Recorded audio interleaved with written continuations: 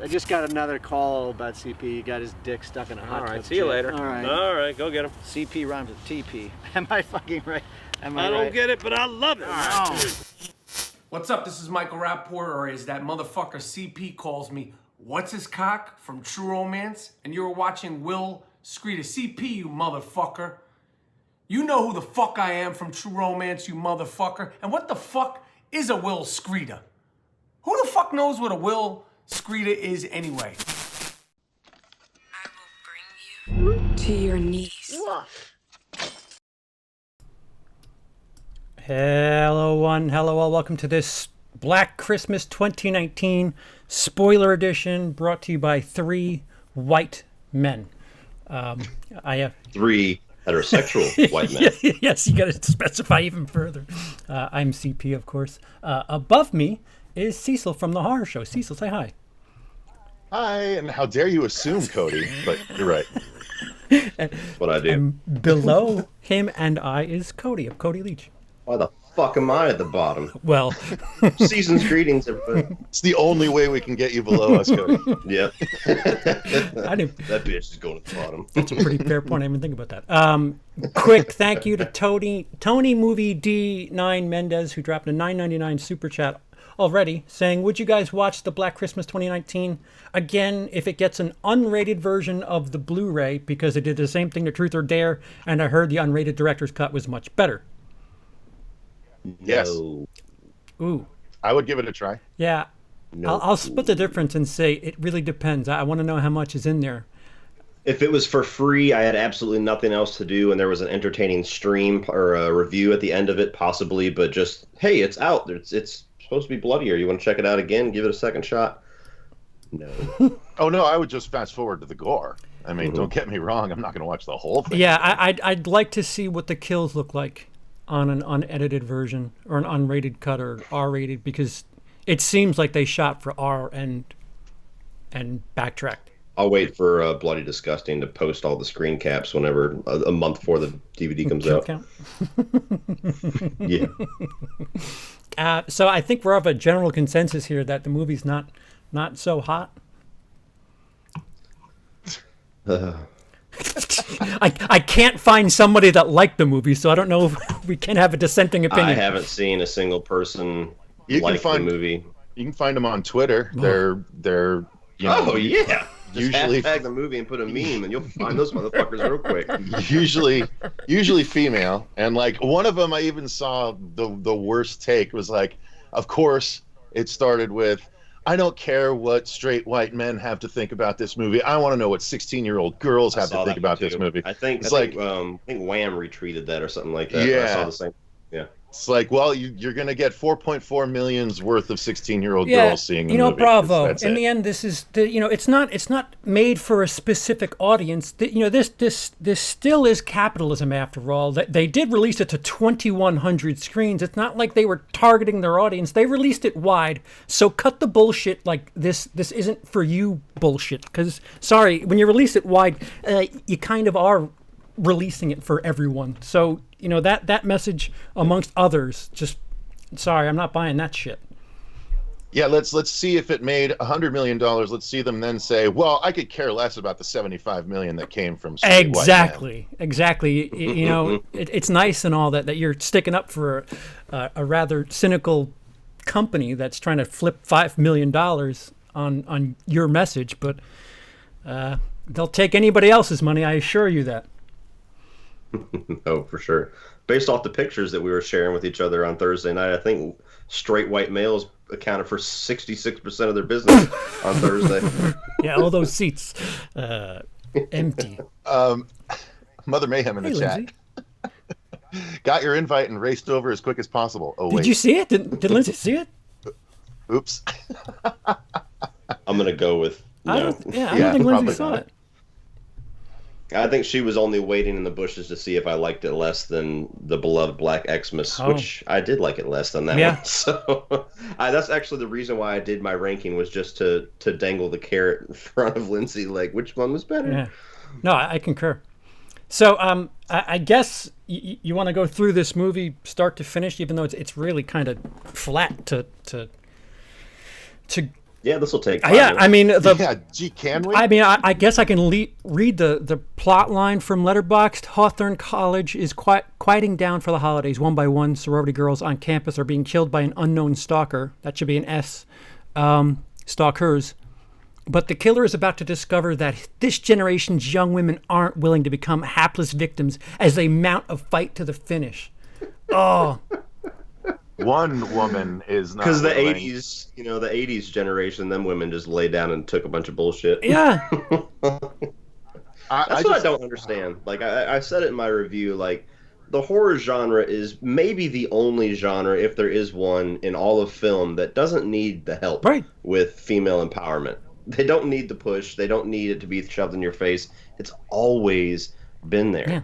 And I had somebody, actually, that was one of the negative retweets that I got on my little meme, was like, oh, everybody loves female empowerment until they really push it out there, and then they have a problem with it, and it's always been there. And I'm like, huh?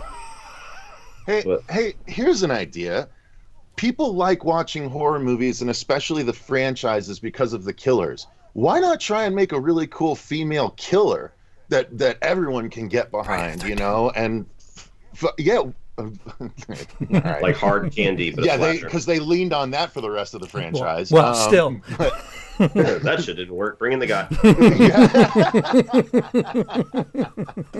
No, but give them a gimmick. That was just Mama Voorhees. Let's give them a gimmick, make them cool somehow, and maybe that'll do something different. This whole bullshit about oh my God, let's just make it like, look at how again. These women felt less empowered than many of the final girls, if not most of the final girls that we've gotten. What's the movie with the chick with the axe? That totally throws you up. Fuck. You're next. Yeah. You forget this. I for some reason I can't remember the name of that damn movie. But yeah, like that. Nobody talks about that including me, because I clearly can't remember the title of that. But like that's. If you want really strong women, not even like hapless final girl, your next like really goes an extra step further with it, and like just go watch that. It's not that old. I don't understand the forcing a message first. I mean, Hollywood is a little left leaning, and every time some Bible Belt movie comes out that's message first, God's not dead, stuff like that. I mean, we call it, but at the same time, listen, if you're a little too left heavy with your message above a story, you got to take your medicine too. This is just, there's no story element to it. It's just men, fuck you.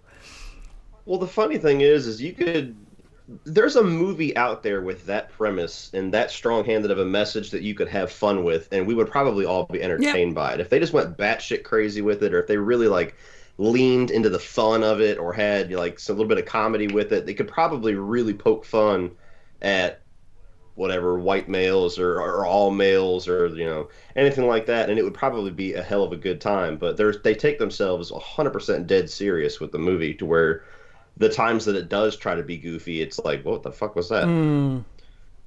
Are there any, before we go further, are there any pluses from you guys? Any?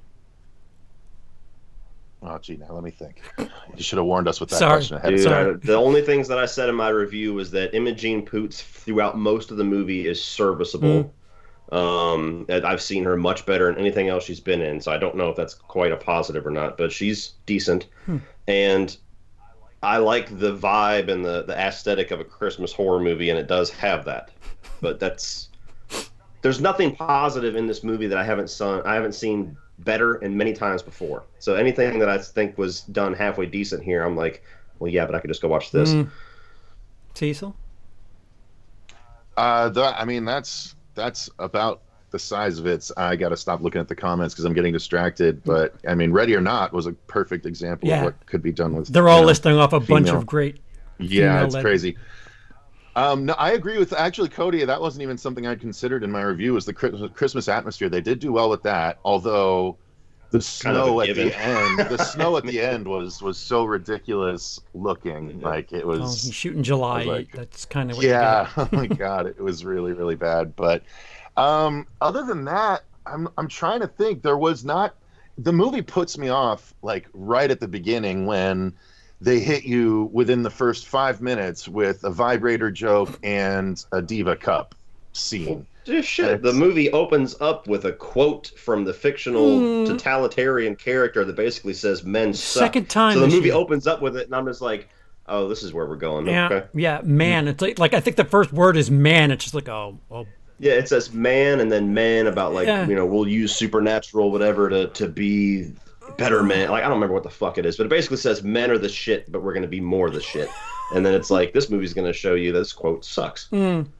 If I'll be the one. If there's something that I genuinely thought was pretty good, was the cinematography. There were some shots that certainly felt like homages, tributes to other stuff. I mean, there's that Exorcist 3 shot that's really. Oh, you guys caught that too?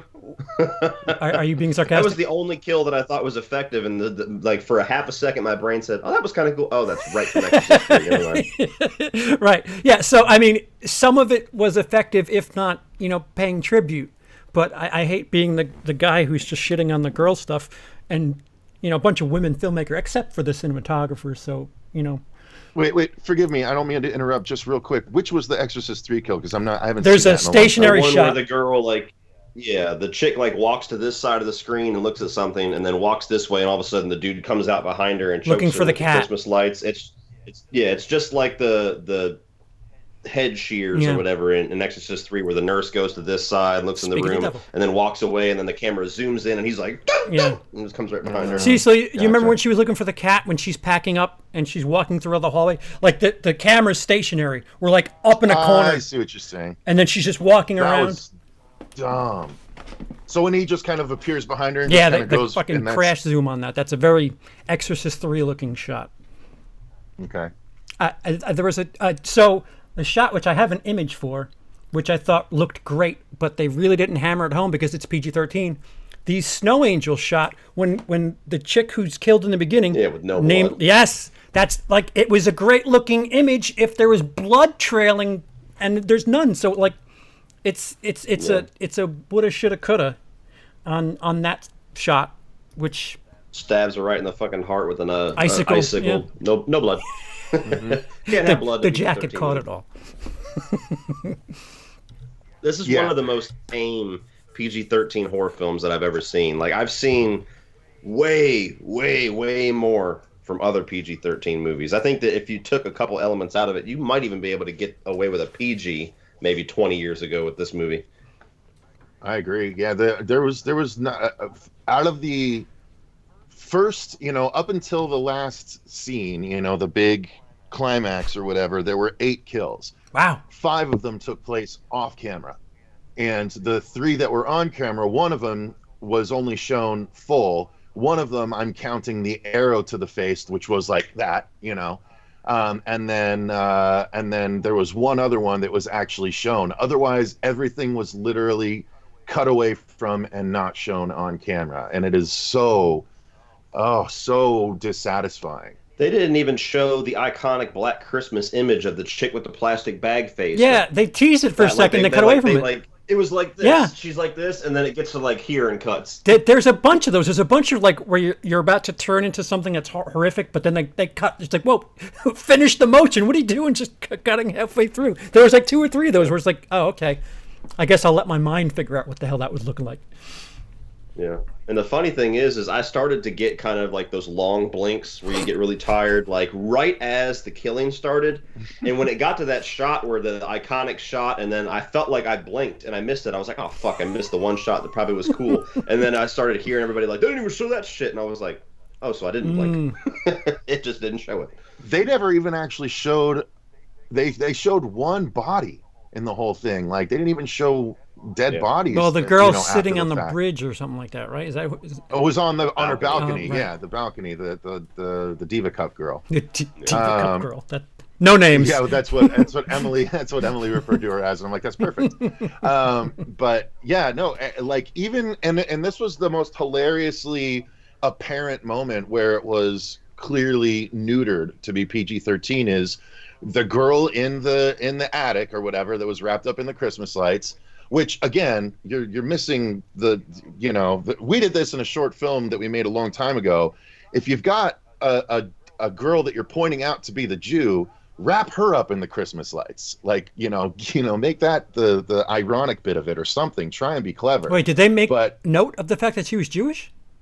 Yeah, the Diva Cup girl. Yeah, they made a big note of it.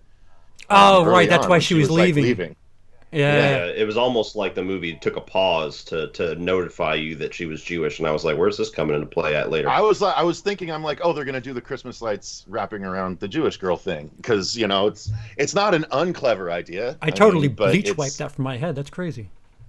But the girl that was wrapped in the Christmas lights, it looked like all we got was like it looked like her cell phone was like shoved in her face, and like I thought she was choked by the lights. I have no clue. Rule of threes. That's all I know. As her head turned, there was something here, and it looked like it was her cell phone. Oh, and like they didn't even finish spinning the chair to reveal what it was before they cut away to her reaction, going. Yeah, that's another one of those and shots. And it's like you gotta show. Yeah, that's the shot that's in every horror movie, especially PG-13, because that's how you can get away with gore is by showing it after the fact where it's not really gory. You get the sliced throat or the loll. You always get that shot. We didn't even get the payoff of the chair spin. I would give them more credit to do like a shadow against the wall thing. Like, listen, I get it. You can't show blood. You're a little restricted. Be creative about it. Like, this is a slasher. First of all, why are you doing a PG-13 slasher? You're really painting yourself in a corner. But if you're gonna like lean into the whole slasher subgenre, then do something like creative. Like, shit, there's Christmas lights. You can have a shadow and like have backed by green lights, red light. Like the colors change, but the shadow is still all fucked up. I don't know. Like it. All I noticed from that shot was the third time. I'm like, Emily, it's coming now because this is the third time we've walked away from the lights. And comedy rule of threes. I don't know if you. It was the most basic, monotone, mediocre execution of scares and setups and kills that I've ever seen, or I've seen in a long time. Like, there was no surprise. There was no spots where they would catch you off guard or fake you out or anything like that. It was the most slasher 101 bullshit, to where even if you could get past, or if you didn't care, if you were actually entertained with the storyline that they were going for, even the slasher stuff is just not entertaining. And that's one of the things that I was saying too with my review, where it's like, there's obviously a certain audience they're going for, but unless I'm just way off on my radar, I'm pretty sure that 11 to 13-year-old girls who like going to horror films like going because they like the thrills. They like being scared or being startled by jump scares or seeing cool, gross kills, and they don't even have that. So you're just going to go see this movie that says, "Hey, sister, men suck," and then that's all it has to offer. Well, if you're trying to preach to 11 to 13-year-old girls, why have it take place at a college? Like, what do 11 to... I mean, shit, I'll even give you 15. What do they know about college and the college culture? Maybe it was a warning. When you get to college, you get raped, so don't. Do they... Stay out of sorority now. The problem is, even the lessons that they're trying to cram down your throat are undercut by themselves. It's female empowerment, and yet the last two at the time that were left to confront the people, one of them's like, "No, I'm bouncing," and like she leaves, and the other's like, "No, I can't. I gotta stay, and I gotta handle this." And the only reason that one comes back is because she happens across a bunch of other girls from another house that we only barely see get attacked in like a throwaway shot, like, "Oh, there's carnage in another house too? Oh, weird." And then like that was only put in and crowbarred in earlier in the movie to show why there would be all these other girls later on.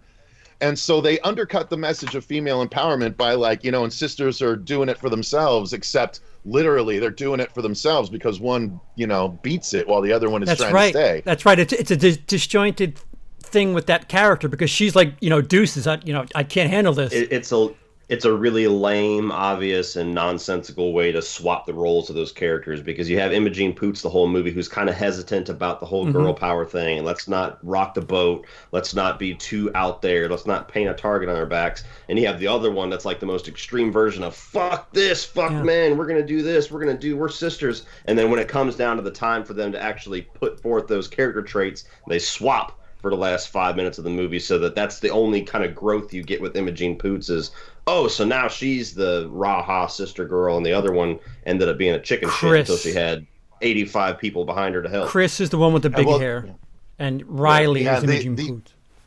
But the other thing, which CP, you pointed out right away after watching it too, is they undercut the message of like men by nature being evil, because it wasn't by nature that these guys were evil. It was by supernatural stuff.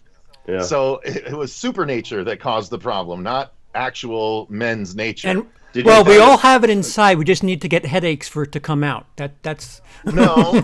Well, no, it has to. We have to get doused in venom, in chocolate syrup. Venom. Yeah, in venom. I was gonna go with Bill Cosby's blood, but like I don't know. I mean, what else would make us guys act like that? But there's your yellow dollar sign.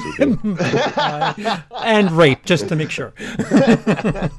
No, but then the worst of it is I don't know if this is just my maleness showing through, but when the gaggle of women come in at the end to fight, a group of amped up and supposedly strengthened fraternity guys, and yet somehow they succeed in beating their asses.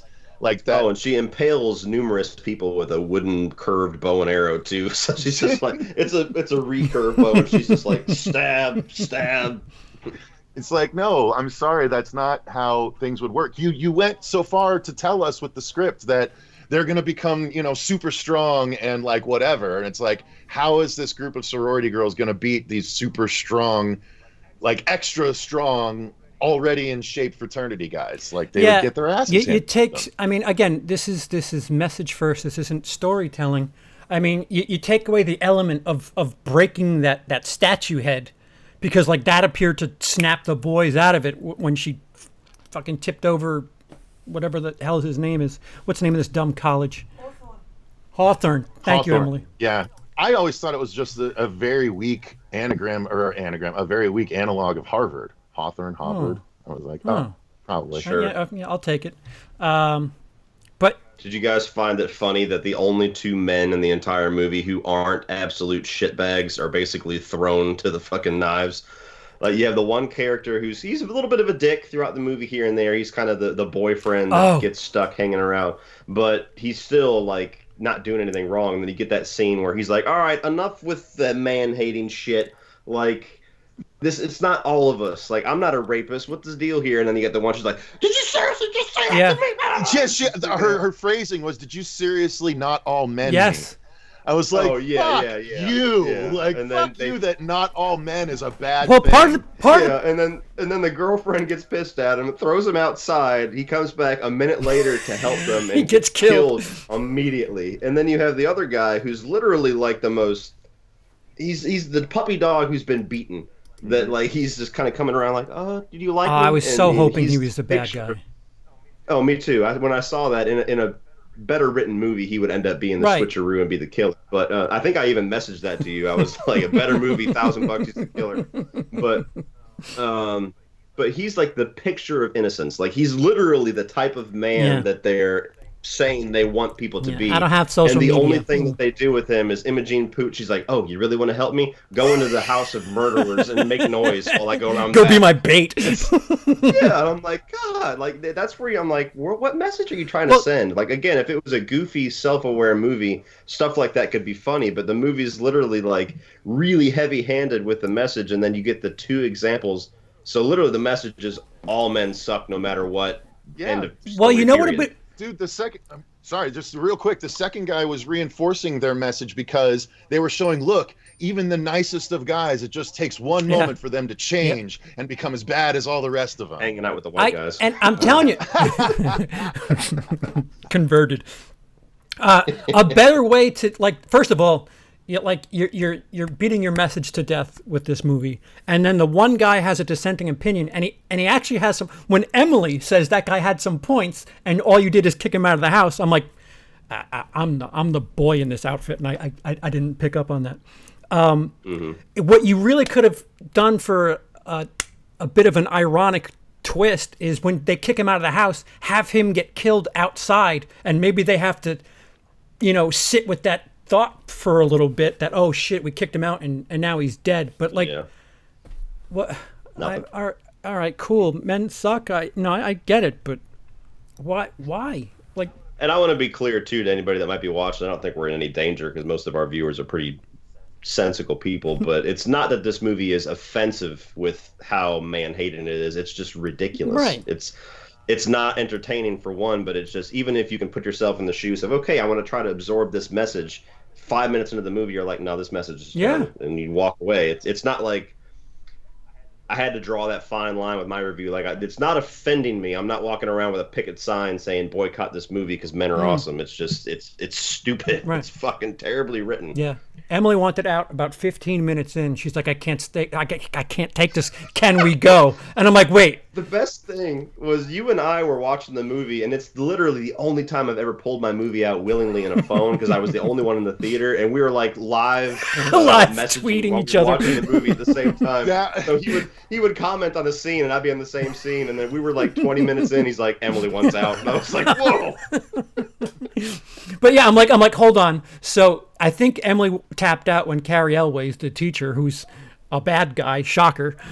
She's like, I can't. Especially with that dialect that he has. Yeah, their little discourse in the class where he's like, who do you think wrote that? And she's like, I don't know, a man. And he's like, aha, what makes you think it's a man? And Emily's like, oh, fucking shut up already. I'm like, well, hold on. Maybe he's just a dick and we're going to, nope. We could have left early. Oh my God. And that one, I facepalmed so hard when they were like, immediately after that, we get, the really, I gotta careful of my phrasing. You're here, my channel. I was like the really uppity one. But yeah, no, it's not. But the one that's Chris, so much with the hair. Yeah, Chris with the hair. Thank you. The one that's very adamant about everything. They're like, well, he is just kind of teaching the classics, and she's like, not my classics. I was like, oh God, fuck you. They're literature's classics. Literature's classics. Like, yeah. So, we're here. So, by all means, I know Cody, you try to tiptoe around this, and you said it in your review. They do kind of. It's your body, your choice. In a passing moment there. Do you think that line needed? Because the original Black Christmas had a dispute between the main character and the guy who you thought was the killer throughout the whole 1974 version, where he's like, you can't kill my baby. And, there's this abortion thing that's going on, a little subtext with maybe more than subtext. But there's this abortion factor in 74. It's not present in 2019, but they do fucking hammer home this your body, your choice line. And I don't know, like, were they just trying to get all the woke buzzwords into this movie? Yeah. I think they're trying to check all the boxes. I missed that line completely. So that's how minuscule it is in the script. Oh yeah, no, Emily audibly she would just, I'm like, all right, I get it. You're not having fun. Every time somebody said something, she was like, You know that meme with the chick at like the Trump rally or whatever, like a triggered chick with the glasses, like, That's the writer and the director. Like, oh yeah, that's basically what the movie is. Yeah, and that, go ahead, Cecil. It's crazy that they can't. That there's actually good ways to do this stuff. It is. Like there legitimately is a good way to tell a story with the right message and all of that without whipping out the Harley Quinn hammer and like just whomping everyone. Well, have you guys seen Higher Learning? I've seen pieces of Christy, it. I've seen the whole thing. Christy Swanson. I was telling Emily on the way home that feels that a very similar message. College, a bunch of shit going on, racism, sexism, all this shit going on, but it wasn't so heavy-handed. There was a woman who's the lead character who gets assaulted, during her her time at a frat party, and it didn't feel nearly as heavy-handed as this did. I mean, for the most part, first of all, we get exposition about what Imogen Poots has gone through, and we don't really.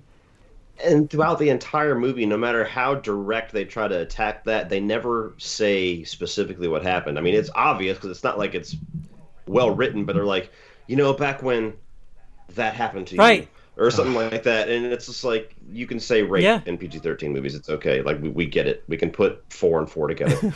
Well, yeah, that was the other thing too. Like, she catches a guy who's with what the fuck?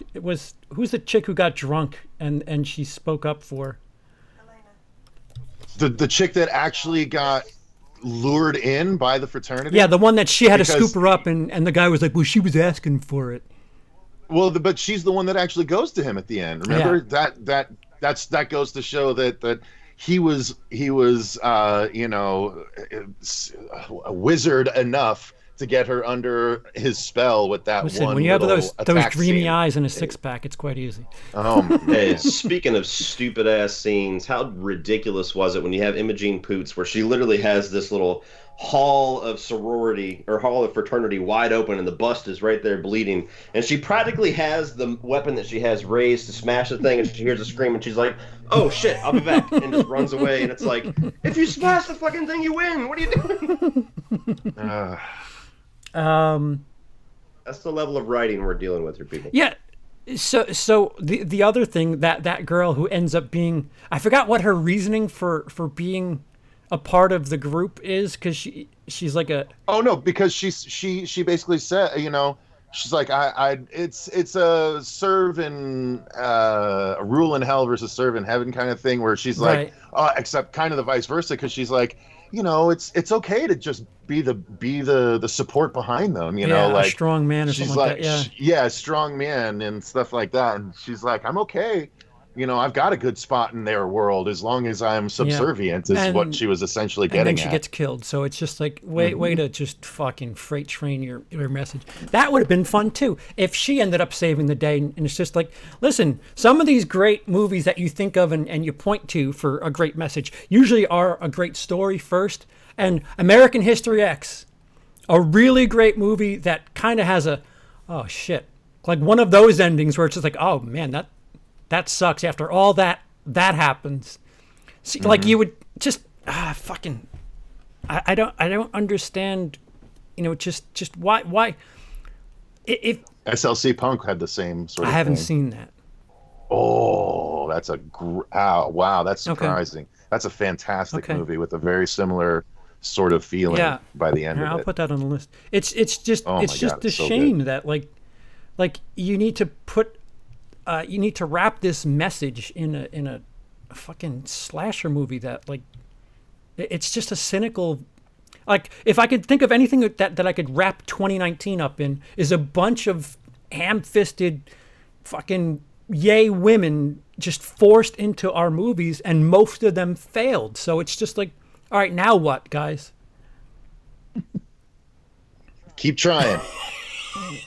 We just haven't found the right audience. It's not for you. Keep crowbarring. I blame all the female yip yap. Oh, right. So there was no phone element in this, which, again, like fucking text messages. Yip yap. You gotta get that. That was another thing that I didn't even really like hammer down this in my review, but that was so fucking pathetic that you're going to take like one of the most iconic pieces of the first original film, those creepy ass phone calls, the prank calls that keep coming, that this impending doom, and they swap it over to you're going to be on your knees by the end of this, or something like that. Like, it's just text messages that have no dread whatsoever, and I'm like, are they really fucking doing this? Like, I got it's not clever, but I got what they were doing with the scene where she's like, hello, and it's like, oh, hey, it's me. And it's just the mom. But when they swap that element of the original film over to modern data text messages, it's like, there's nothing threatening about a fucking text message, you hack. And it was the whole movie just kept doing it like it was actually building some kind of suspense. And I'm like, no! Yeah. Yeah, I mean, like, and they didn't, like... the phone element. People forget that Black Christmas, the 74 version, is people have jokes. There's memes about it. The calls are coming from inside the house. Black Christmas is that movie. That's the movie that did the calls coming from inside the house. Really? I had no idea. Are you serious? I still haven't seen it. I'm gonna watch them. Sorry, spoiler. And no, it's It's not a spoiler because you know what's happening in the movie. Yeah, I had no idea that was the movie that it came from, though. That's like hilarious. Most people credit When Stranger Calls because that's what later. I thought, yeah. That's later. Mm-hmm. Yep. They kind of took one of the elements of Black Christmas and wrapped a whole plot around it. Yeah, it falls off after that first 20 minutes. For the first 15 minutes, and then you kind of like commercial break until the last 5 minutes. Yeah, but like the thing with the phone was I for the life of me, I can't figure out why this is called Black Christmas because, all right, it's a sorority. That's another thing. It has nothing, not even anything to do with the remake. It's literally Black Christmas in name alone. Right. And the few times that they try to justify using the name by homaging the original, they cut away. Or they do that stupid ass thing with the phone for a second. And the thing that's stupid about that is, okay, you're going to remake a movie like Black Christmas, which, as much as me and CP will tell you is a fantastic horror film, it is not one of the well-known horror films out there. It's kind of a deep cut. Yeah. You almost have to be in the horror community to even know what the fuck Black Christmas is. Right. So why are you marketing a remake to a film that most people under 40 don't know about to 11 to 13-year-olds? It's not like you're remaking Halloween where you can give an 8-year-old and say, who's Michael Myers? And they're like, oh, I know. Yeah. You say Black Christmas to anybody who's in high school right now, good luck finding somebody that goes, oh, yeah, that one movie with Billy. They may not even know the remake by this point. That's what I'm saying. And even the remake is like a movie that kind of came and went. Yeah. So that's what the other baffling part is with the decision to remake Black Christmas and do nothing with it and then to neuter it down to PG-13. It's just like, who are you trying to reach? Nobody knows what the fuck Black Christmas is in that demographic. Yeah, if you're taking the title from something that somebody in their 40s would recognize, why are hopefully, why are you wiping out every last element of what anything can recognize? And if you're playing to 13-year-olds, why are you calling it Black Christmas? They don't that title doesn't mean shit to them. Why not call it like Beta Kappa Dead or something? I called it Silent Night, Girly Night in my review, and I didn't realize how much people would love that because I've been getting that comment for like 2 days now. Yeah, or like Me Too, or like I don't know, something that's like fucking Friday the 13th was a title before it was anything. So Black Christmas, maybe not. Maybe just get a title that speaks to your other messages that you're so hammering across in this film. I don't understand why lean on the Black Christmas name.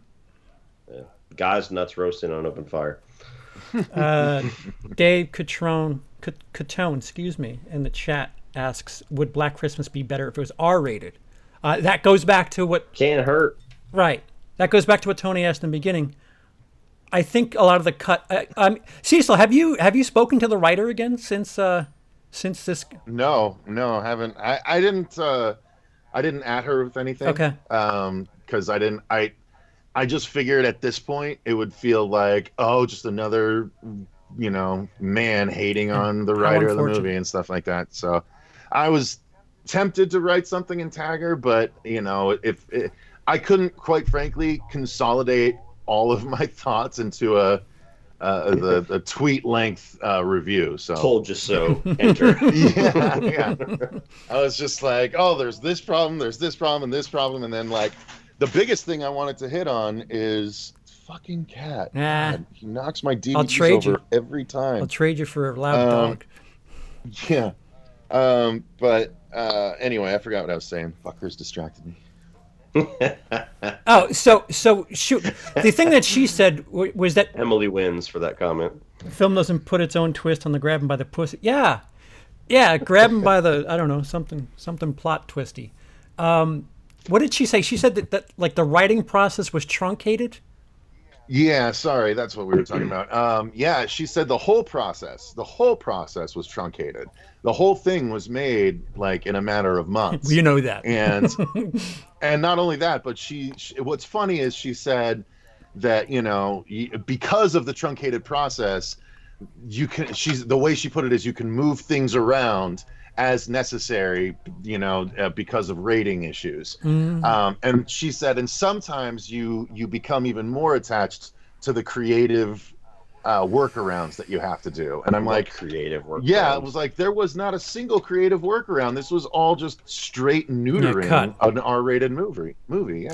I'm wondering, like the suck my that cliffhanger line. I'm sure, I'm hoping at least that there was more to that line. Lifted from a whole nother movie. G.I. Jane. Lifted from G.I. Jane. Yeah. Yeah. So like there's stuff that like we said earlier. I'm curious. I'd like to see what was cut. If they do somehow have an R-rated cut, just to see like the kills that we were talking about that just get cut off way too soon, like mid twist. But I don't know. Would that make anything better? Like I guess it would make it a little bit easier to sit through. Like, oh, all right, there's a neat kill. Tell me more about how much I suck. It might earn it half a point or something like that, half a star. Yeah, it might go from, I think I gave it 0.75 out of 5. It might get it to 1.5 out of 5 or something like that. But it's that's if that's all you have in your movie, you're failing anyway. But yeah, it might make it go down a little bit easier. That'll be the chaser at the end of the fucking sledgehammer of agendas. A shot of bleach to kill it off. Did anybody else notice they all dressed really kind of conservatively, I guess is the most polite way to put it. Yeah, like, I don't know.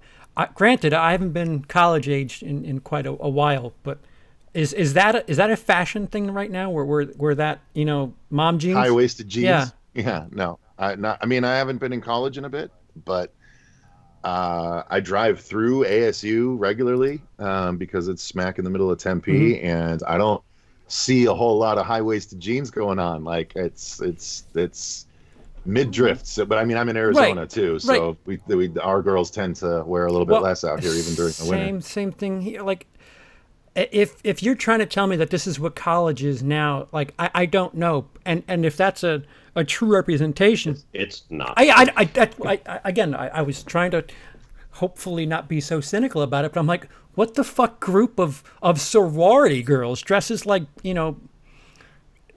somebody's mom from 1987? Like, that doesn't make any. I mean, I get it. You're trying to. You're not. Well, I mean, I get it, but at the same time, they do dress semi-slutty when they do that dance thing. They did. Yeah. I was just going to bring that up, actually, regarding that. Another absolutely moronic point of the script. What fraternity is going to invite a sorority over to do a mystery performance, if that's even what it's meant to be? And then two, when they start singing about one of the brothers, when they start singing about accusing one of the brothers of getting raped, I tell you what, that sorority is going to be swept off the stage and out the goddamn door. Yeah. Like, they're not going to be able to do the whole fucking song. Like, because I was in a fraternity and I know the kind of guys that are that way. And, I got one of the least aggressive as far as all of that goes at ASU fraternities. And that would not have stood, when the first little line about like, oh, you did something you shouldn't have or whatever, like, oh, this is not good. There are other people. We got to think about the image of the house.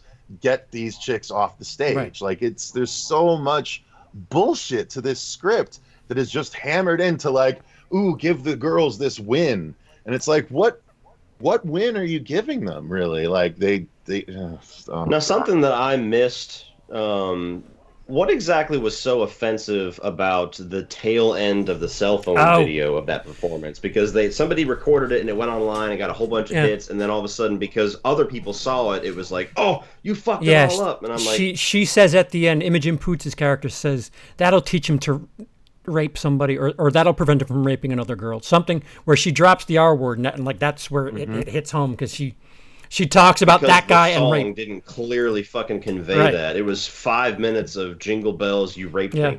And it was like, I was asleep.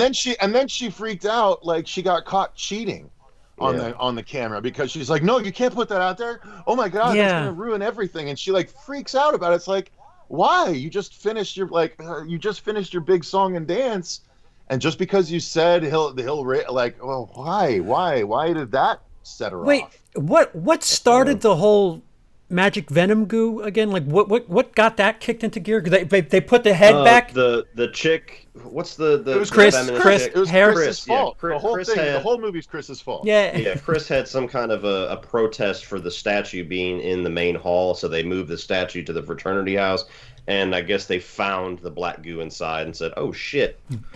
Yeah, let's rub it on our face and see what happens. Well, and how do they just find the black? The goo, by headaches. way? The headaches were a thing. Two people got headaches in that movie.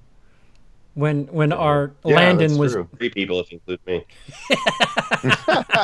That's your alpha coming through. Yeah. Oh, God. God. Could you see this ending a different way, other than like why the supernatural element? Like, does that add I anything? don't think it needed a supernatural element. I think the movie, if you're going to go that far with hammering home that message, I think it would have been stronger if it was literally just fraternity house that was tired of the Me Too shit. Because that's literally what they were saying is like, look, we got to get women back under control because they're starting to get a little bit lippy. And that's exactly basically for the most part what Carrie Elway says. Oh, but we also have this magic ooze back here that helps us do this. And the movie would have been just fine without that. And I thought it was fucking stupid too, where you have that one scene, and this is the one scene where I dropped like an entire letter grade on Imogen Poots' performance, where they're driving away from the carnage, and she's like, I know what happened. There's this statue, Yeah. and there's this supernatural pull, and it's making all the men do this thing. And it's like, first of all, how the fuck do you know that? Second of all, your acting is horrible in this scene, which I blame the writing, but it was one of those Scooby-Doo aha moments where she just exposition dumps the plot of the movie on the chick. Oh, in this movie? She's driving and she's like, what? You gonna tell me that happened? No, I don't believe that. I'm And running like, away. The girl who says, guys are you got to forgetting. stick up for yourself. You got to We do need this. to go to the Yeah. cops. Yeah. No, they're not going to believe us. We were doing self-defense. No, they're not going to believe us because they didn't believe that I got raped. Oh, you mean the guys back there with black fucking cloaks and voodoo shit painted on their face and masks and a bunch of weapons in a house that they're not supposed to be in? Yeah, the cops aren't going to believe that shit. Where they're guaranteed leaving prints everywhere. And by the way, guys, this movie was good without that stuff. It was good without the supernatural aspect, and it was good without the feminist, hammering when it was called The Skulls. Yeah, I mean, there's like 6 or 7 movies that I could. All right, you want a female-led PG-13 movie that's new? Hey, Happy Death Day. There's 2 of them. Go watch those. There's so many different elements. What part of this movie would you like to see done better? And I'll give you a movie to watch instead. Oh, bye, Cody. The hell? And You can still hear me? now I can. Yeah, Yeah, we can hear you. What the hell happened? All right, hang on. My camera just went off randomly. interesting. Yeah, very. Finally Ah, got tired of looking It's at Hawthorne. Hawthorne's like, They're talking about us. I mentioned The Skulls, and now we're in trouble. Is it back? yes. Oh, Okay. I gotta change it. Sorry. It's okay. I don't know what happened. I literally looked this way and I looked back and it says camera off. Jeez. Wow, someone's got a hard-on for Star Wars issues. What's the matter? Nathaniel Gates, Kathleen Kennedy, and Ryan Johnson definitely like this movie. Wow. Okay. Yeah, I'm like, wow. Well, now you made that connection, but cool. Yeah, like see, like that's the problem with both sides of, any one of these arguments. Like, you want to avoid. You want to avoid connecting shit like that because it just makes it you're giving this shitty movie an out, and this movie sucks, and they're gonna say shit like they're gonna pull the Charlie's Angels and say, oh well, yeah, of course people didn't watch it because it just proves my point in this movie that men suck and they control everything, and of course this movie failed because man patriarchy blah blah blah blah blah, but you have to get it like this movie sucks. Just like it had. If it were any other message, it would be just as awful. If it were, I don't know, about the women being the problem, it would be terrible. But to lump it in with everything else that's going on with the internet it's not fair, and it gives these people an out. And this is, in the end, these are products. If you really don't want to see something like that, just don't pay for it. Lumping Kathleen Kennedy and all these newfound internet issues are only giving these people an out, and they don't deserve these outs. It's a poorly made movie. It's a product, and just just don't buy it. If they were making it, Well, clearly no one did. well, right, exactly, and like so, if we get, I mean, here we are, three people just shitting on it, but for a story's sake, it's bad. It's a bad film. It's a bad piece of art. It's a bad product. You put it out in 2,100 screens. And some people are saying stuff like, well, yeah, it's only for certain audiences. No, bullshit. If it's only for certain audiences, you micro-release that and target your marketing. But, when you release it wide, you open yourself up to be judged for the entire audience. Because God knows you're going to take that money from Joe Sixpack who just wants to see people die. So, you can't pick battles like that. And I think clouding the issue with just these buzzwords on the opposite side just makes it worse. It just gives them more reason to say shit like that. It's a bad movie. It has nothing to do with feminism.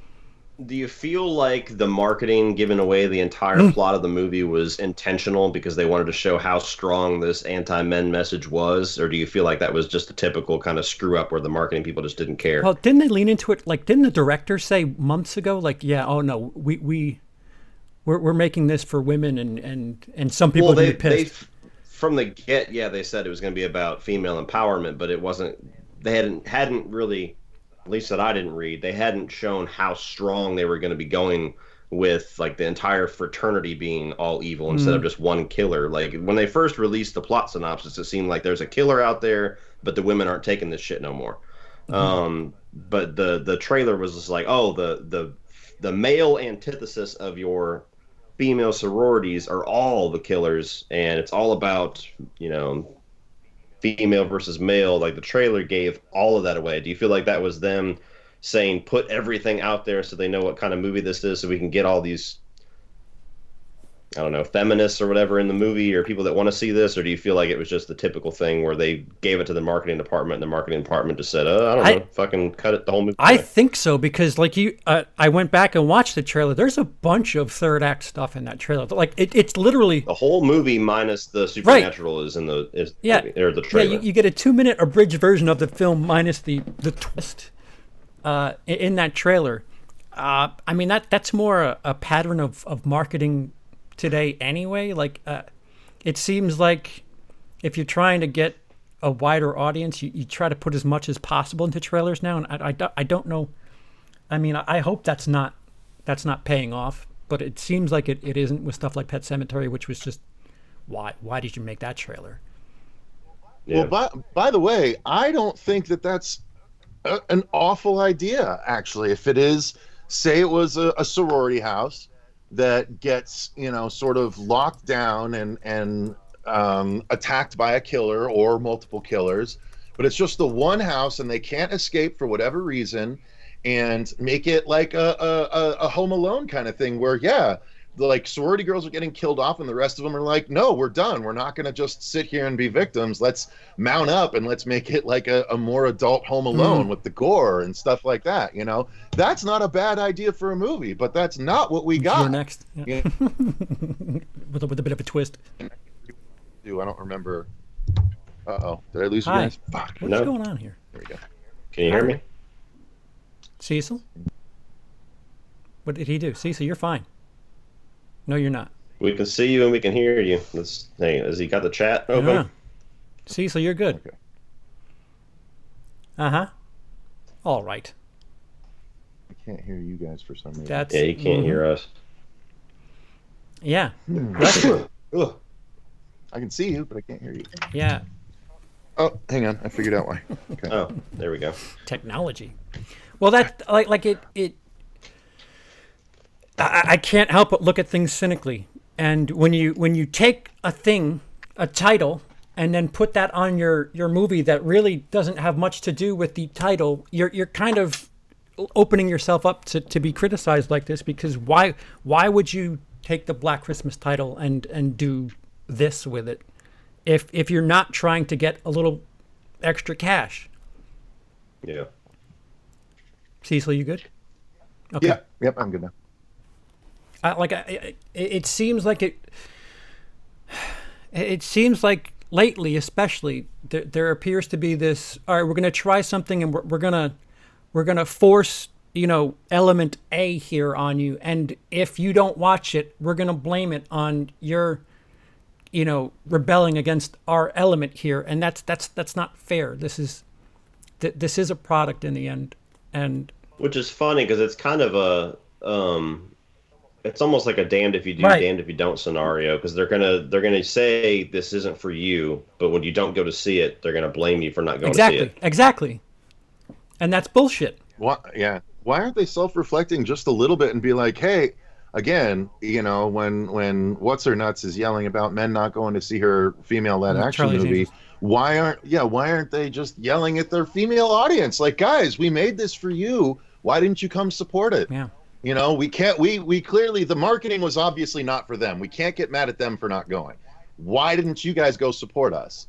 And if they continue to not, then stop trying to force that shit on everyone. Yeah. I don't understand the mentality. Yeah, 4.4 million is what it's looking at for the weekend, on a $5 million budget, which is very un-Blumhouse. I mean, the cheap budget is very Blumhouse, but he's been known to take $1 million and turn it into 10. But for the first time in a while, it seems like he tripped up a bit. Yeah. Well, and actually, it'll be 10, right? When you include marketing, 10 or 15 when you include the marketing. I read an article that says if they're lucky, it'll break even. If they're lucky, because the cinema score is a D+. That's even worse then, because you're gonna have all the cards stacked up for them to blame that. They're gonna be like, oh, this is the first Blumhouse movie that just falls on its face, and it's because it's a feminist movie. So. Right. Do you think that, like, I don't know, is there any sort of recourse? Is there any sort of shockwave from this that, like, gives people a lesson to learn? Like 2019, you could point at half this stuff this year was just like, you fucked up. I think not really. The studio will be like, oh, I guess people don't want to see Christmas slasher movies. I think some suits will recognize, but I think there's so many people that are all about the changes and the new way of doing things that have made their way into the studio system now, that there might be more people trying to force it. And, people just keep voting with their wallet until they learn their lesson. Well, they see if 2019 is a microcosm of the voting with the wallet, changes should be happening, because people have spoken out with their lack of interest in a lot of these message first movies, and I would hope. I mean, we were just talking about it before. Some great PG-13 horror movies, they were just doing things within the boundaries of PG-13. It wasn't trying to hitch itself to a subgenre that's known for its R rating, like Escape Room. The more I think about it, the more I don't remember much about that movie, but seeing it it's PG-13, like, I didn't notice anything about Escape Room that was, like, I felt like I was ripped off with that. It was an okay time. Yeah.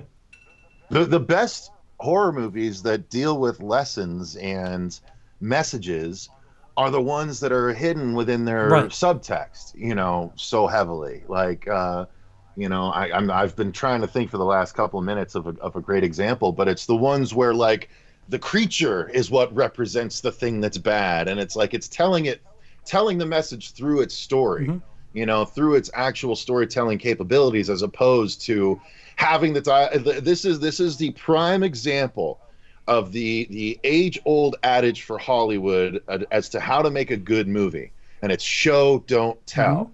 Don't fucking tell us what the message is with your stupid Chris character yelling it over and over so much that even her sorority sisters get fed up with it at times in the movie.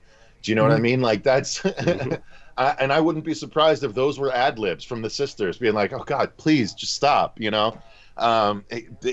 are so many good ways to deliver a message in a horror movie, and that they're not doing it. They're not choosing. I don't know why they feel like they need to be so overt and heavy-handed with that shit. They would have way more success if they were subversive with it. Yeah, and it's not just a certain demographic that doesn't like it either, because I've gotten numerous comments from not only just women, but I've gotten at least two that start off the comment with, look, I'm a hardcore feminist, but, and every single comment is this movie is terrible, or they really screwed the message up by making all men evil, and it's just like I said, if you're going to go that extreme with the message, this is not the type of tone you do it with. Yeah. Because you can have fun with that. If you want to have a blast with that concept, there's plenty of people that might not agree that will have a blast with that concept if you have fun with it. But if you're making it 100% dead serious like they are here, that means you're taking that message 100% dead serious. And when your message is all men are evil, vile pigs, no matter what, then you really don't have a choice but to be like, fuck you. Yeah, it's not even feminism. It's like post-third wave feminism where it's not... I forgot who I had this discussion with. It may be Emily, it may not. Feminism was about being equal. That was, treat us the same. But this new sort of wave of post-feminism appears to be, all right, now I'm the king and you suck my dick. And it's just like, well, what good is that doing? Like, if you're trying to right a wrong, it's one thing, but like two wrongs don't make a right. If you're going to go swing in the exact opposite direction and make it... What? So if it's the other way around, it's better. Well, and even at the basest form of that fucking line, make it suck my clit, or lick my clit. Don't. Why are you trying to? It's like, oh, the worst thing you can say is something that we say. That's not empowering yourself. Yeah. You know what I mean? Like, you're using something that dudes say to each other. But that's, be a girl, do female empowerment. Hand me that vibrator, bitch. No, lick my clit would have been super surprising and amazing in the rated R version. Like, yeah, fucking, I'm a female bitch, that kind of thing. But suck my dick? You're confusing your own message. You were reaching earlier, Cecil, for some horror movies that are famous for having, like, political statements that are woven into the plot and their subtext. So I was kind of Googling it. You have Dawn of the Dead, pretty famously, talking about consumerism. You have The Mist, with the way that everybody kind of has that hive mind when everything starts to go crazy. You have Us. They Live. Yeah, They Us, Live with John Carpenter. Oh, fuck, They Live. Yeah, just make that the thing. Make the glasses show the guys. Yeah. Ah, fuck. So there's quite a few. Invasion of the Body Snatchers. I mean, like, these are all classics. Like, these are all movies that people say are, like, best of all time. And every single one of them, what do they have in common with their message? Is that they don't beat you over the fucking face with it. They let you see the movie, and you could watch the movie on its face value if you're dense or if you're not looking for it or whatever, and you can be entertained by the movie. But if you look a little bit deeper, there's something else there. Even The Thing. The Thing is a bit of a commentary on the human race, plaguing the world.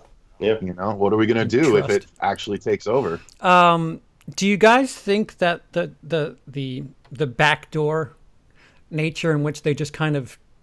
It's like, whoa, where are we going with this question? Well, Yeah, awkward pause, yeah.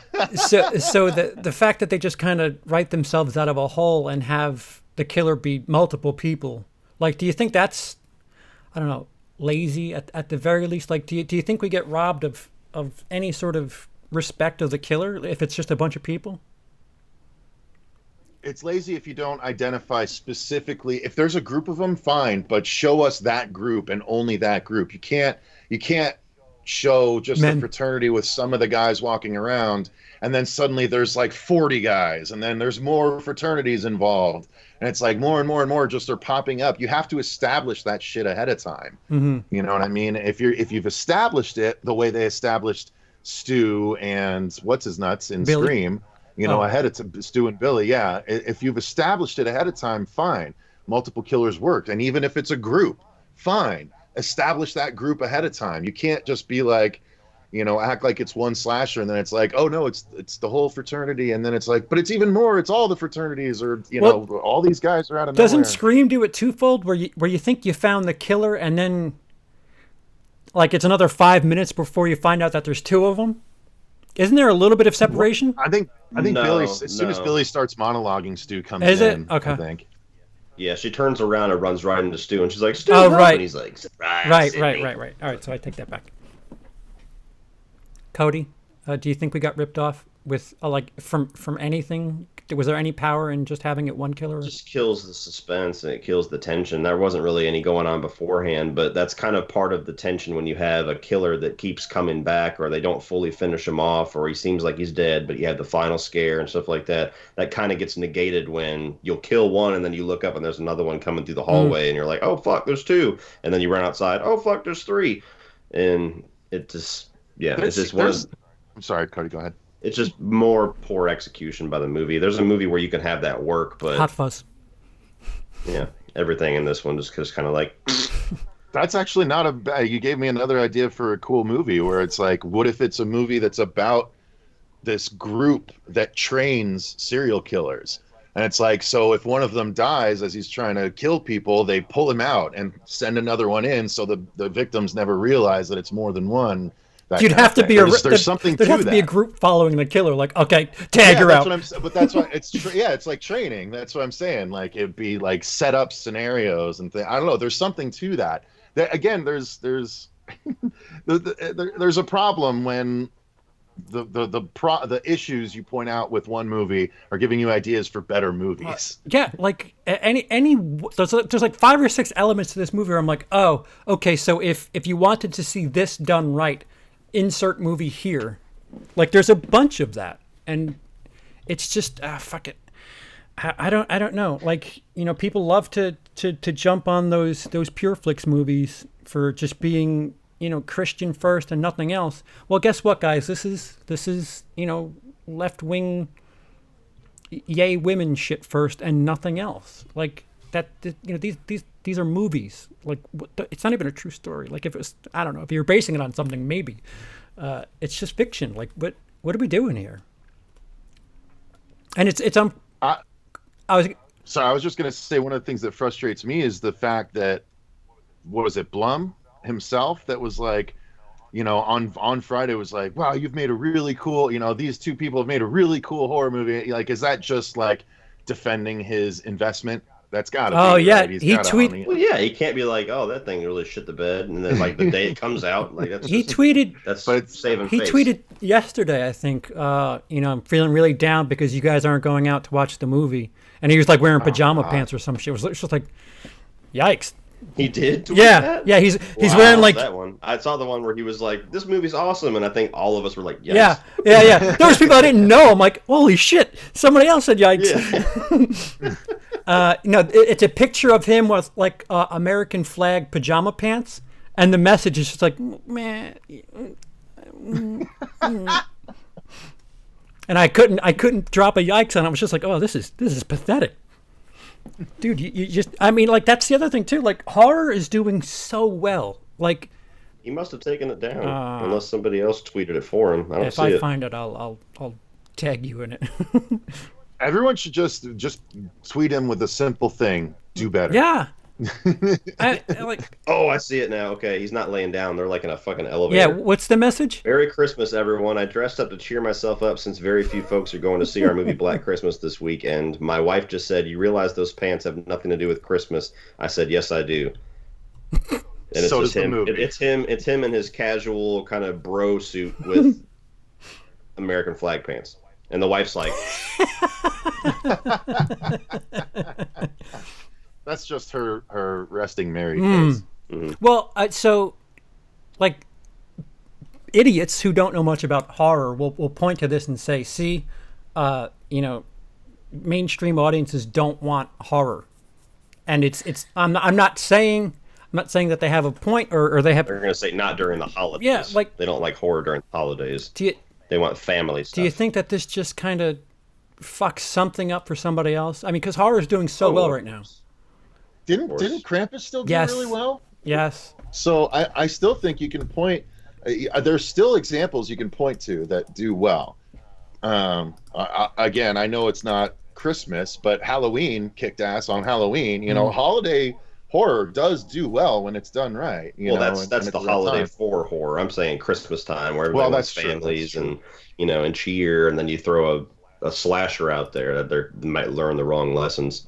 Here's an interesting thing though, like we're all pretty honest about Blumhouse's up and down as far as quality. You never quite know what you're going to get. You'll get the surprise, like a Happy Death Day, at least for me, and then you'll get something like Truth or Dare that you can watch the trailer and say, that's going to suck ass. Is there ever going to be a point where their brand is going to start to be damaged? Because everybody wants Blumhouse to have everything right now. They did Halloween 2018. They're like, give Blumhouse Nightmare, give Blumhouse Scream, give Blumhouse Hellraiser. And I'm like, they're not. It's not like they're kicking ass with everything. Yeah, they're not Marvel. No. I think it's going to be more.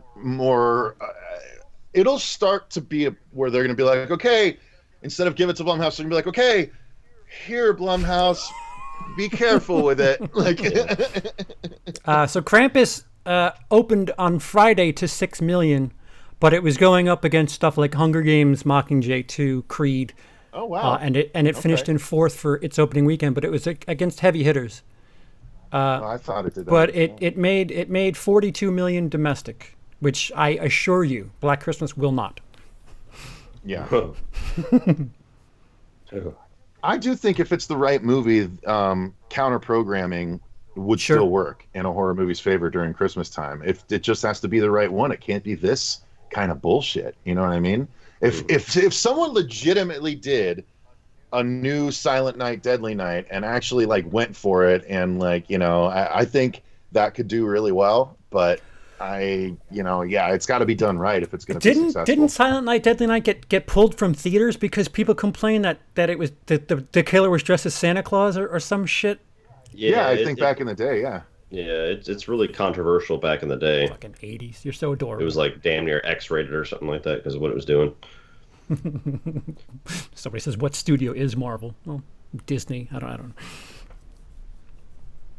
Yeah, I mean, it was its own, but now it's Disney, yeah. Anything that I missed in regards to Black Christmas?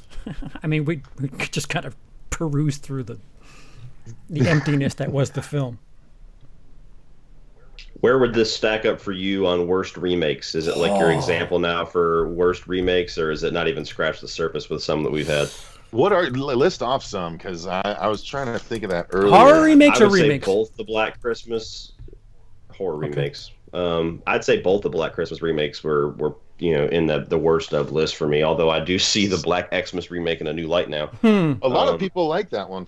I haven't. It's again, very I watched it a long gory. time ago. If you watch your slashers for gore, it is out there, fucked up, extreme gore. And if you just want the splatterfest, it has that. It's the story and what they do with the elements of the original film that don't quite work for me. Although you will get Lindsey, who will defend it and say that a lot of the story was original ideas by Bob Clark, and he just didn't use it in the first film. But nonetheless, it has more gore than this movie. The Wicker Man? Quick perusal here. The Wicker Man was pretty bad? Yeah, Wicker Man, Prom Night I hear on the worst of a lot of times. 13 Ghosts. The Fog. Yeah. Oh, The Fog, 13 that's right. Ghosts is a good remake, I would say. Yeah, a bunch of those mid-2000s. The One Missed Call was fucking bad. Nightmare on Elm Street, obviously. Yeah. Yeah, some of these are good, but yeah, some of them are just... Yeah, Prom Night, One Missed Call. Like, all of those remakes that they made in the late 2000s were kind of... Some people would say Psycho. Knock Knock. I didn't realize Knock Knock was a remake. That fucking awful Keanu Reeves movie. That might be my worst one. comment. Holy shit, that was terrible. Pretty terrible, yeah. You I what? enjoy it. It's so... I enjoy it for a campy nature. It's funny. It's doofy. Okay. Cool story, bro. Children of the Corn. There was like a TV remake, I guess. I don't know if that really counts. Can I preemptively put Rabbit on there by the Soska sisters, even though I haven't seen it? I don't even know what the fuck is Rabbit. It's the original. The original was God, it was a big one. I think it was Cronenberg body horror. Let's see, Rabbit, 1977.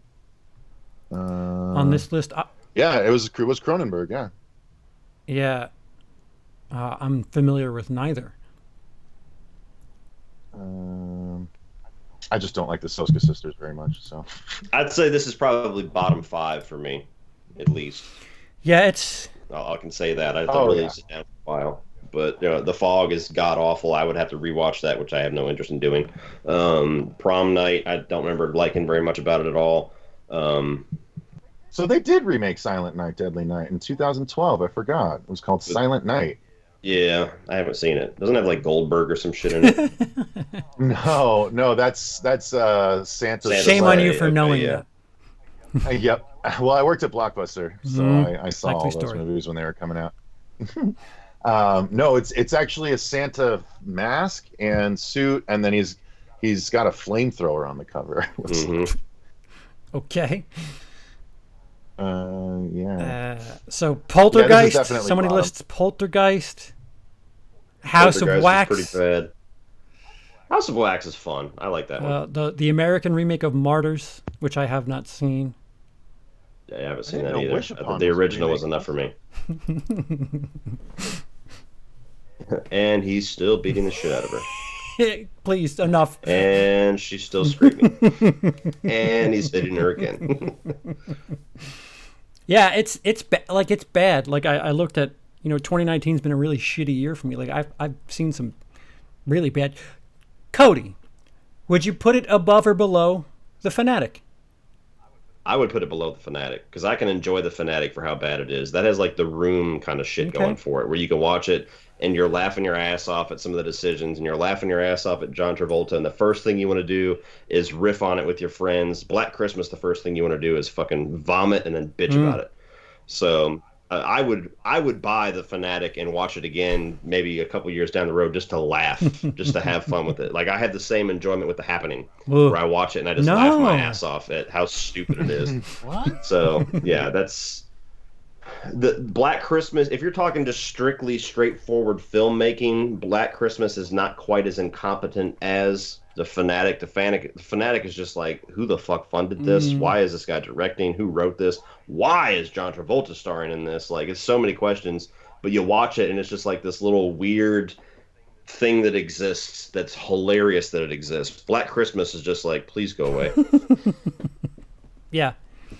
So that's not even a second thought for me. Black Christmas is worse. Yeah. Crystal Ramos actually had a good one. The Haunting remake with Catherine Zeta-Jones is pretty abysmal. I haven't seen that. Oof, it's really bad. Oh, that's like from the late 90s, right? Yeah, it was, and it tries to overuse CG, and it's just not a good movie at all.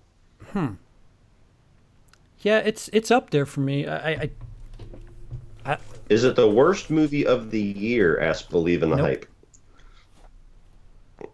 Actually, you know what? I don't know. I have a hard time. worse. I have a hard time thinking of one that I've seen that's worse. But then again, I really don't go out of my way to see the shitty movies. So my worst of list tends to be pretty tame compared to some people's, where they're like, "You haven't seen that Redbox classic of this? That's the worst movie this year, you hack." And I'm like, "Well, I don't pay money and spend hours watching shit." Yeah, that after doing that one year, I decided not to do that again. I was like, why am I seeking out Death House and all this other shit that I know is really awful? Pet Graveyard is worse. Well, that's a straight to DVD rip Cynical trying to capitalize on Pet Cemetery. Airplane Mode worse. Loquisha worse. These are movies I would never watch if somebody paid me. Yeah. It would be a patron request, and I would refuse it. I have I would like pick another one. I have Black. I'm really gonna have to when I put my list together. Between Black Christmas and Unplanned, they're very similar movies. Unplanned is just abortion, the message, and Black Christmas is just feminism, the message. So it depends on what you want to be told, but they're both very similar in their execution. But yeah, it's in the conversation. I'll say that much as somebody who's seen a bunch of shit this year. Thus far, it's probably my number one. Because when I saw The Fanatic, I was like, "Oh, good, it's definitely my number one." But at least I can have fun talking about it. Now I'm like, "Oh, well, no, one beat it." Is Airplane Mode with Logan? Yes, Airplane Mode is Logan Paul doing a tribute to Airplane. Why would you watch that? Oh my god. Content. What about Wet Movie One's movie? Off. Oh, does that count? Be on the list? This I fucking don't know, what winner? year is it? You have it? Oh my god! Oh, this right here? I literally just watched it yesterday. Uh, Oh my god. Um, I'm trying to check. if my, if it counts what's as a that 2019 fucking called? release, I guess. Yeah, Out and About 2 is pretty fucking terrible. Oh man. I'm gonna look at my letterbox for the year real quick, just so I see what. It's got to be the worst horror. Like that's easy. Yeah. That's the easiest thing to say. Yeah, as far as horror is I concerned. think it was even close. Like, there's been disappointing horror throughout the year, but there hasn't been one where I'm like, this sucks ass. I wasn't a fan of Midsummer, but that's not anywhere close to this type of movie. Same thing with Us. I was kind of on the fence with Us. Oh, but still. Three from Hell. Oh. I might. I haven't seen it yet. I haven't seen it Oh, yet. So get there on you that, go. Cody. Maybe. That's really that's big enough where you should watch it, but it's bad Well, enough. no, where I kind of have a little tradition that I do every year because I get the last 2 weeks or so off of the year of work, and usually that's my time when I catch up on all the shit that I haven't had a chance to see throughout the year. So I'll see the ones like Banana that Splits. I'll see all the ones that everybody thought was really good that I just didn't have time to see, and then I'll throw in one or two of the movies that everybody said was terrible that I would have seen if I had time. Yeah, I had plans. Well, I had plans to review the Firefly trilogy, but time got away, and October was exhausting, so November was like, fuck you two, not doing it. Greta and Hellboy are pretty low. Greta's on my pretty list for this shitty, year, yeah. too. Greta was bad. Hellboy, it was bad, but I at least mildly enjoyed how bad it was, so like it's just not the same experience. The Prodigy was terrible too. So yeah, Didn't see that one. yeah. There's a couple of bigger ones that were really not good this year. I tended to see just the big ones. I saw Child's Play and Us and Midsummer and even like the January release that we had, Escape Room, that we keep talking about. I thought that one was actually pretty entertaining. I would still give that like 3 stars. So Totally forgot about Ma. That was completely underwhelming too. Really? yeah, I didn't love that one. Ma was rough. I actually didn't expect anything from it and was kind of okay with it, with no expectation.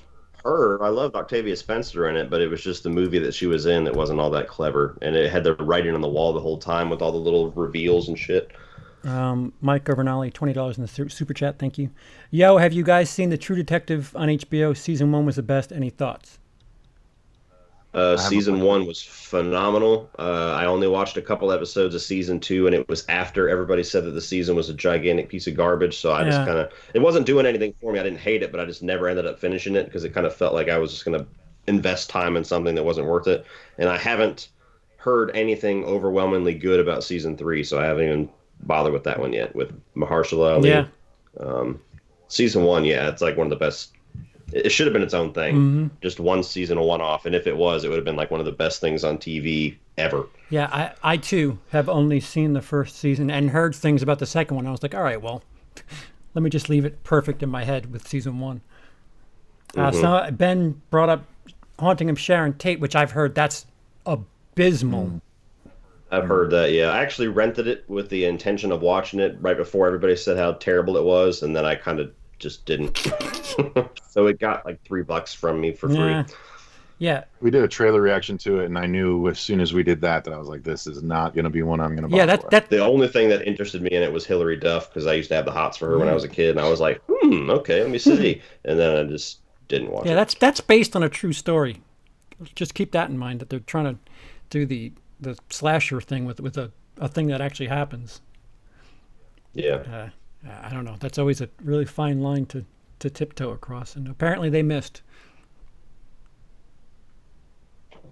La Llorona, yeah, that one was pretty mediocre. And that's the guy who's directing The Conjuring, The Devil Made Me Do It. Stupid ass title. Yeah, see, so there's hope for horror. It's just, I mean, shit. We got 3 coming in January alone. More than that, I think. Is it? God, there's so many. It's crazy. Yeah, you've got The Grudge, and that's January 3rd. There were 3 trailers before the last movie I saw that were all January. Right. One was the 23rd, one was the 30th too, I think.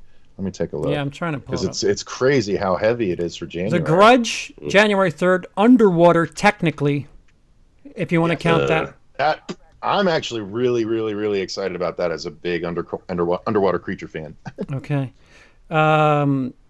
given the cast that's in it, the fact that it's in January tells me everything I need to know. Like they're like, oh fucking hell, just throw it in January. Yeah. The Turning, January 24th. Oh yeah, that's the other one. Mm-hmm. Gretel and Hansel, That's January. January also? 31st. Holy shit. Yeah, January's a little stuff this month, this year. October too. Yeah, a little heavy on the horror for January. I think February's got a couple doozies too. The Lodge, which that's February 7th. I think that's supposed to be horror-ish. Yeah, watch that trailer. I can't remember it very well, but yeah, and we did. All right, now I'm running dry here. All right, so Invisible Man is February 28th. That looks like it's going to be really good. I hope so. It's going to be good. I hope so. There you go. Hey, right there is an example. So that movie right there is talking about over-controlling, powerful man and the woman taking a stand against it, but they're using it in a very creative, suspenseful, and subverting expectations way. And it's not like the movie's like feminist. Yeah. So it's there you go. There's your example. I think that trailer might have even played with Black Christmas too. Yeah, we had that. It's just you can call these people on their shit because everything about Black Christmas is cynical and lazy. Like, all right, we have a message. All right, we're gonna take a title that people might recognize and just totally do nothing with it, and we're just gonna force feed people our message and not really do anything else with it. Oh, Christmas, and we need to have it done by Christmas because reasons. So we're gonna do it in 6 months. Yeah. It's just a fucking cash grab. Guess what? That shit doesn't work all the time. No, didn't work today. You got something, Cecil? I was just gonna say I forgot about The Dead Don't Die. That's absolutely one of my bottoms. Oh, that movie's so fucking Bill Murray, terrible. right? I had no interest. Oh yeah, it was so bad. Okay. Yeah, I haven't heard much good about it. So, do we have any last words, guys? Thanks for having me on. Thanks for coming. Men suck. Cecil. Watch the original. That's my fucking closing comments because there's still way too many people that haven't seen it. Please do not watch this and think, oh, well, I definitely don't want to check out the other ones. Like, even check out Black Xmas because there's just as many people I think that don't like it that watch it and they're like, I had a blast with this. So watch the original, watch the other remake. Do not take this as an example of what now is like basically a franchise is. The only thing I would tell people is, Black Christmas, is 45 years old, and it doesn't lean on horror tropes that like the music. There's some parts where it's just like there's no music, and it's very, very dated in some fashion, but I think it makes it a bit more cozy, a bit more endearing. It like the phone element is really, it's tense. It's the sound design in that movie with the phone calls and the voices and even towards the third act where it's not on the phone anymore, it's literally just the guy hiding behind a door and shit like that. It's creepy. There's not many movies that I will say, especially older movies, that I waited way late in life to actually introduce myself to can be creepy, but Black Christmas will get under your skin a little bit. Yeah.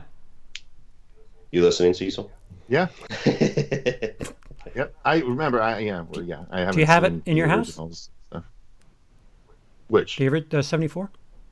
Yeah, I have it right over there. We're gonna watch it to review next Sunday. Right. So I'm gonna watch that and the 06 one. Yeah. So I can do a little bit of a comparison. And then do a ranking. I wouldn't want to copy Wolf.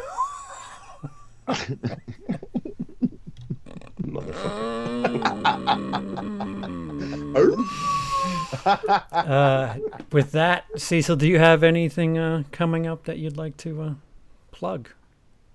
No, we just finished the campaign for Dylan's New Nightmare. We raised enough where we should be able to make the whole thing. So thank you to everyone if you contributed to that. But otherwise, the horror show, one episode every single day. Link down below. The horror show. Cody. Did you put the right logo on? I don't remember which. Stretching son of a bitch. Actually, I don't know if I have. I have a couple of video game reviews still. I'm trying my damnedest to beat Death Stranding, but it's like the most fucking never-ending, the never-ending game. I swear to God. As soon as it even felt like it was ending, it had the climax and everything. The last boss battle, you would have bet both of your nuts the movie was about to end, and it's like next chapter. I'm like, what the fuck? So eventually, hopefully by the end of next week, I'll have a review for that. I'm still going to do a review for Luigi's Mansion 3. And I'm going to be focusing on some patron requests. I did a patron request for Tusk yesterday, and I'm going to try to get through a couple of more, probably before February, before the movie year really starts kicking in again. Aside from Star Wars, there's not really anything major that I know of that's on my radar for a couple months. And I'll be getting back into the Romero Dead movies, too. I've had a couple people ask me that. I did my review for Day of the Dead, and somehow my video got deleted or some shit on my computer. So then I haven't seen that movie in a month, so now I'm like, great, now I got to watch the movie again, refresh my thoughts, record again. So that's why I kind of lost momentum with that. There was planned to be Day of the Dead a couple of weeks ago. But and then you head in. Then you head into the back half of the franchise, which downslopes just as sharply as most of the franchises. That Of the Dead? That's what I've heard. The Of the Dead? Is that what you're talking about? Yeah. Yeah. You have Night of the Living Dead and you have Dawn of the Dead, which most people hail as the two best ones. And then you have Day of the Dead, which certainly has some its fans. fans. It's Land but of the then Dead. Land is the start of the downslope. All of them suck after that. Yeah, you have Land of the Dead, which I remember vaguely, and then you have Diary of the Dead and Survival of the Dead, and then it's like... Wait, are those all Romero movies? Yeah. Yeah. Oh, dude, and when you get to Diary of the Dead, it's found footage. It's fucking horrible. Fucking hell. You didn't know that? 0 out of 5. No, I think two of them are. I think both Diary and the one after Diary are found footage. Has anybody movies. called it Diarrhea of the Dead? Because that really sounds like the easiest joke to. Yeah, they did see. Okay. Look, even the dog's mad at you for that. yeah. Fail. That depresses me. Cody, somebody's asking about Banana Splits. Have you seen that? Oh, I don't even know what the fuck that is. People keep saying Banana Split, and no, I'm not going to watch it. I have no interest. It's because so many people have asked me, have you seen it? It must be god-awful, and there's just no. The only reason I would put it above Black Christmas is because they actually show gore in it. Oh, my God. There's... Half a point for that. Yeah, that's not very exciting. Yeah, so Cody's link down below, in case you don't know. This week's... Are we wanting to give a little hint at the next Autop stream? Are we? I mean, we've kind of it's not written. I think it's on your head, right? Isn't it? Yeah, just act like I'm not here for this part, guys.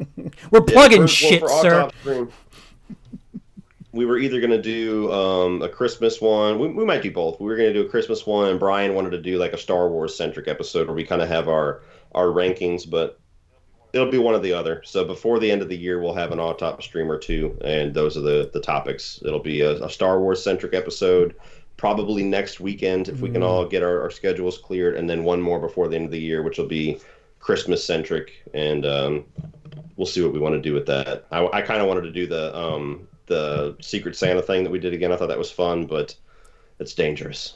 So Yeah.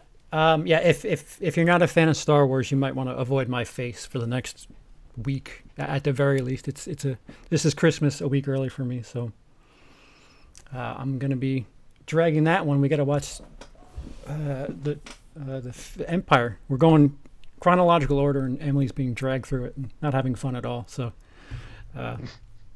Well, she made it through the prequels then, or yeah. What movies the prequels does Emily and dude, tell me about it, man. I'm just like, all right, the thing you like to fly, body horror, okay, only body horror. Award show, that's next year, right? Isn't the award show next year? Yeah, that'll be sometime in January. All right, well, final scores for Black Christmas before we go. I gave it a 1 out of 5. I gave it 0.75 out of 5. Yeah, I'll give it a. I was gonna say 1, and then I'm like, is it really as high as a 1? As high. No, I'll stick with a 1 just because when you get to half points and stuff, it gets a little crazy. But are you gonna be at Monsterpalooza, Cecil? We are going to try. When is Monster Palooza this year? Because that's the one that we actually want to go to. We generally choose one out-of-state convention to go to each year, and we were aiming for Monster Palooza because we haven't done one in California yet, and that's where our biggest audience is. So I'm going to be reaching out to them and seeing if we can get ourselves over there, either getting a table or getting just a press pass to go and cover it. So we will be going, I believe, one way, shape, or form, but I don't know. Let's see, when is it? Oh, May. Okay, yeah, we can work that out. Cool. Great. Thanks, guys, for joining me. Thank you to all of you in the chat who hung out with us, and to the 2 people that dropped super chats. Thank you very much. We'll see you again real soon. Bye. Feliz Navidad.